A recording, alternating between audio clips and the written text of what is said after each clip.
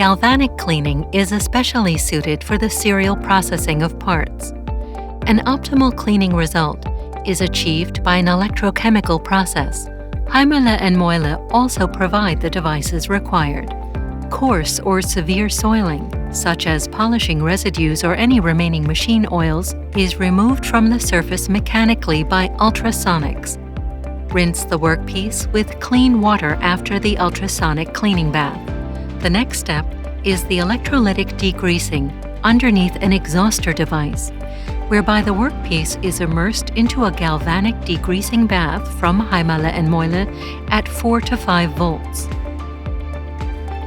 The fine greases and oils are removed from the workpiece by the formation of hydrogen.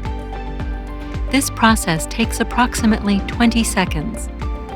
Rinse the workpiece again with water afterwards. The workpiece is now clean. After this, you should no longer touch it with your bare hands, but only with clean gloves. You can dry the workpiece either in a hot air centrifuge or with a clean, lint-free cloth.